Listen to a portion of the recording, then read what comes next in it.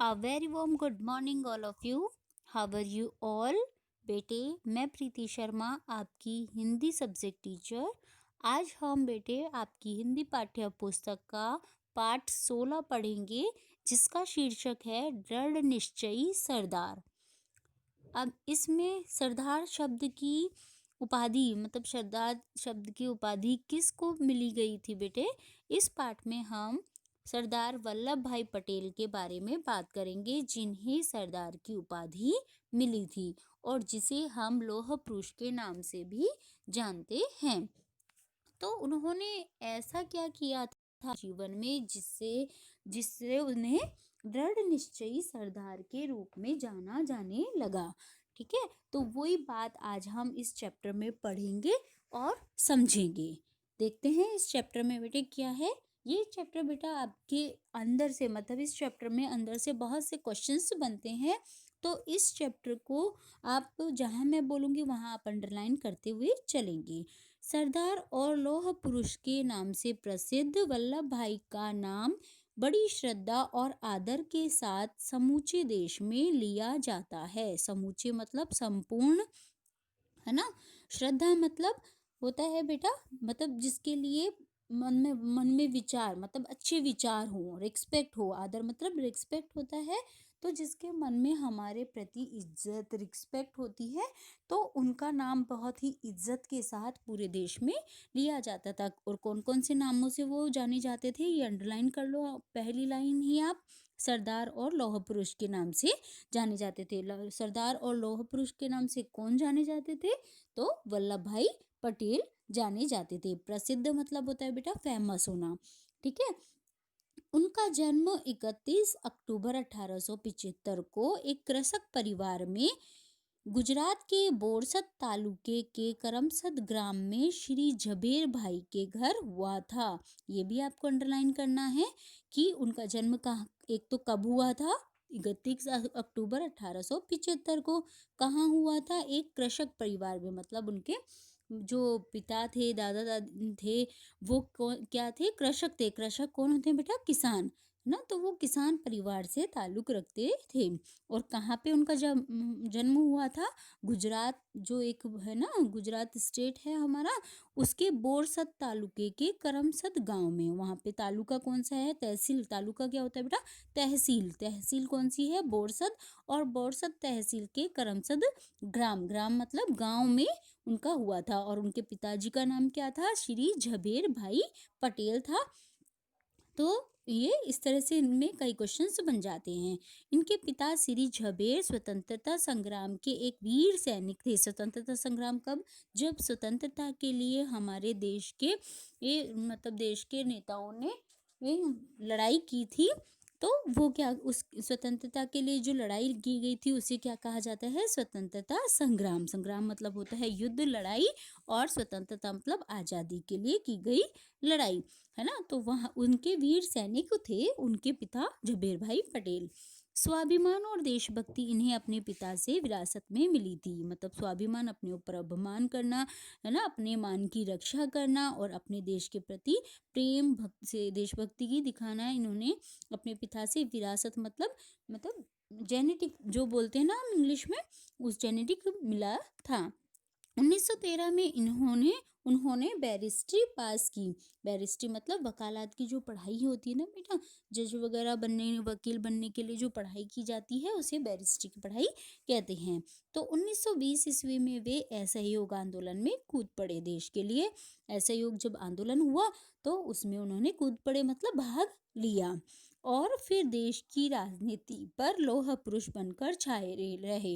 लोहे पुरुष मतलब आयरन मैन की भी इनको उपाधि दी गई। और ये हमेशा राजनीति में मतलब इनसे लोहा लेना मतलब इनसे टक्कर लेना किसी भी समुदाय की बस की बात नहीं थी। 15 दिसंबर 1950 ईस्वी को वे महाप्रयाण कर गए। महाप्रयाण मतलब होता है बेटा मृत्यु को प्राप्त हो गए। उनका संपूर्ण जीवन वैसे तो प्रेरक प्रसंगों से भरा पड़ा है, मतलब पूरा जीवन प्रेरक प्रसंगों से उनकी मतलब जीवन में ऐसी शिक्षाएं मिलती हैं, पूरा जीवन संपूर्ण मतलब पूरा जीवन हमें प्रेरणा प्रदान करने वाला है। लेकिन हम यहाँ उनके जीवन का सिर्फ एक ही प्रसंग ही बताने का प्रयास करेंगे। प्रयास मतलब कोशिश करना, प्रसंग मतलब होता है बेटा किस्सा। ठीक है, तो यहाँ पर इस पाठ में एक ही ऐसा किस्सा बताया गया है जिससे हमें उन्हीं के जीवन से प्रेरणा लेनी चाहिए या प्रेरणा देना प्रदान करने वाला है। स्वतंत्रता प्राप्ति के बाद सरदार पटेल स्वतंत्र भारत के प्रथम गृह मंत्री बने। जब उनको आज़ादी मिल गई तो वो पहले मतलब क्या थे, गृह मंत्री थे हमारे देश के।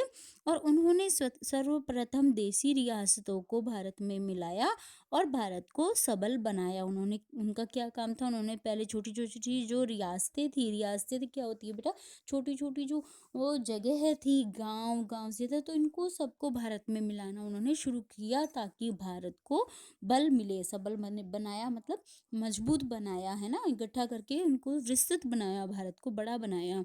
और यह बड़ा कठिन और दूरदर्शिता का काम था। दूरदर्शिता मतलब दूर की सोचने का काम, कि इसका फायदा आज ना होके कई सालों बाद जिसका फायदा या प्रॉफिट हमें मिले। तो ये दूर की सोच रखने वाला कार्य था उनका। वे देश को संगठित और शक्तिशाली देखना चाहते थे। संगठित मतलब एक जगह इकट्ठा होना और मजबूत देखना चाहते थे। वे स्वाभिमानी व्यक्ति थे, है ना, और उन्हें देश के स्वाभिमान का भी सदा ध्यान रहता था कि ऐसा वो कोई कार्य ना करें जिससे उनके देश के सम्मान में कोई ठेस पहुंचे। एक बार सोमनाथ मंदिर गए। एक बार वो कहाँ गए, सोमनाथ मंदिर। सोमनाथ मंदिर कहाँ पे है, गुजरात में स्थित है। सूर्यास्त का समय था। समुद्र का दृश्य बहुत ही मनोहारी था, क्योंकि सूर्य जब अस्त होता है तो सूर्य के अस्त होने पर जब सूर्य का रंग लाल हो जाता है तो उस लाल रंग के सूर्य की प्रतिबिंब क्या था, जल में गिर रहा था। तो वो दृश्य अपने आप में समुद्र में जब उनका गिरते सूर्य के डूबते हुए चित्र हमें समुद्र में देखने को मिले तो वो कितना अच्छा लगेगा। तो ये सब इसीलिए ही वो समुद्र बहुत ही सुंदर लग रहा था। मनोहारी मतलब होता है मन को हरने वाला।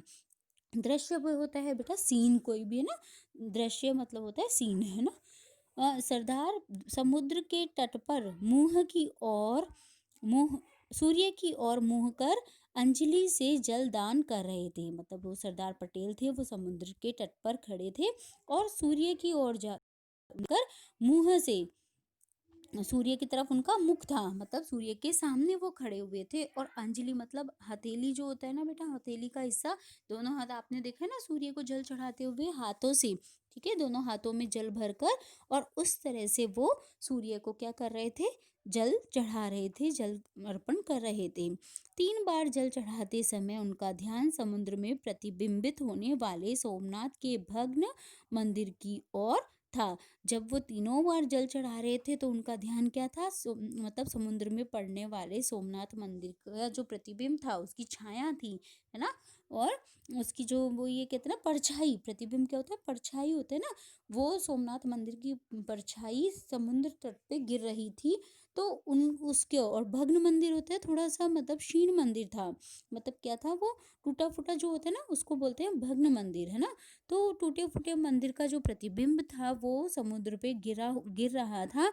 तो उनके मुंह से 3 बार निकला, 3 बार उनके मुंह से निकला कि मैं इसका पुनर्निर्माण करूंगा। उसके मुंह से ये देखकर उनके मुंह से क्या निकला कि मैं इसका पुनर्निर्माण मतलब दोबारा से बनवाऊंगा, पुनः बनवाऊंगा, है ना, एक बार दोबारा इसको ठीक करवाऊंगा। लोह पुरुष सरदार पटेल ने लाखों भारतीयों की भावनाओं का सम्मान करते हुए सोमनाथ का जीर्णोद्धार करवाया, है ना। सोमनाथ मंदिर का जीर्णोद्धार मतलब दोबारा से उसको रिपेयर करवाया, ठीक करवाया, पुनः निर्माण उसका करवाया। सरकारी कोष से धन देकर और उन्होंने सोमनाथ के मंदिर का पुनर्निर्माण करवाया। इसके लिए पैसा भी उन्होंने कहाँ से लिया, सरकारी कोष से, है ना। सरकारी जो बजट होता है, जो पूंजी होती है, उससे उन्होंने इस मंदिर का निर्माण करवाया। उन्हीं के सक्रिय प्रयास सहयोग मतलब हेल्प से भारत का मुख्य बिंदु सोमनाथ का प्रसिद्ध मंदिर आज गौरव से मस्तक उठाए स्वाभिमान की कहानी सुना रहा है। आज भी ये बहुत ही फेमस मंदिर है जिसे देखने के लिए लोग बाहर से बहुत सारे सेनानी आते हैं।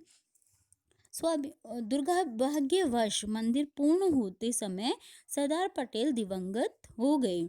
दिवंगत मतलब भी बेटा होता है देहांत होना, यहाँ पे महाप्रयाण, दिवंगत, मृत्यु हो जाना, ठीक है ना, ये शब्द क्या होते हैं, मृत्यु के ही पर्यायवाची हैं।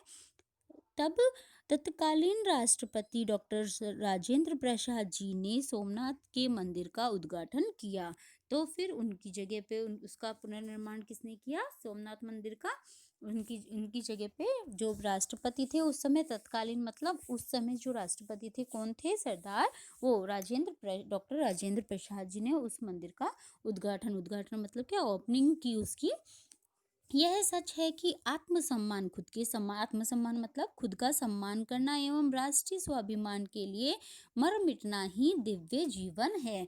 मतलब अपने लिए सब जीते हैं, पर अपने देश के लिए, देश की रक्षा के लिए, उसके सम्मान के लिए मर मिटना क्या है, दिव्य मतलब अनोखा जीवन कहलाता है। सरदार पटेल ने बड़ी ईमानदारी और दूरदर्शिता का परिचय देते हुए सोमनाथ मंदिर का पुनर्निर्माण करवाया, क्योंकि आज तक भी इस मंदिर को लोग देखते हैं, तो ये आज तक भी हमारे काम आ रहा है। तो ये उस समय सरदार वल्लभ भाई पटेल ने आज तक के ज़माने और हमारी आने वाली पीढ़ी भी काफ़ी टाइम तक इस मंदिर को दर्शन कर पाएगी। तो ये उनका बहुत ही दूरदर्शिता वाला कार्य था, समझदारी और दूरदर्शिता वाला कार्य था।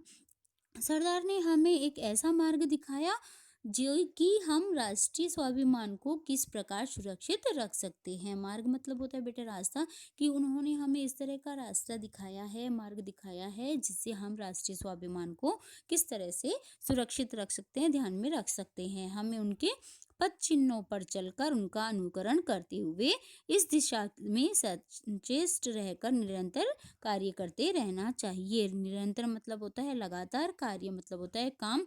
पद चिन्ह होते हैं बेटे पैरों के स्टेप्स, है ना, पैरों के निशान, है ना, पैरों के निशान जो होते हैं वो क्या कहलाते हैं, पद चिन्ह। अनुकरण किसी को फॉलो करना, किसी के बताए हुए रास्ते पर चलना, ठीक है। दिशा आप जानते ही हो, डायरेक्शन, ठीक है।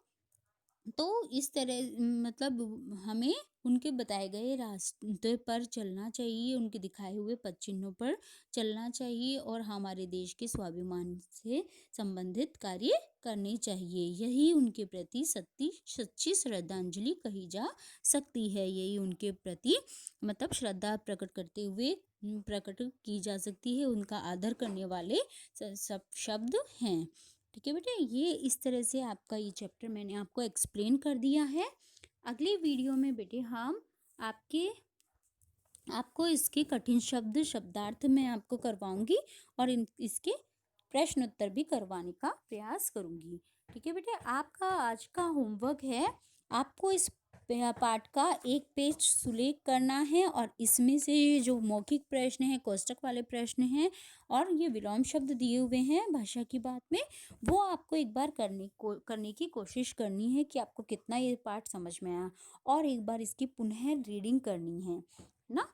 तो आपको ये चैप्टर पढ़ना है, समझना है बेटे। अगले वीडियो में हम इसके प्रश्न उत्तर करेंगे। तब तक के लिए बेटे bye bye, have a nice day, bye bye.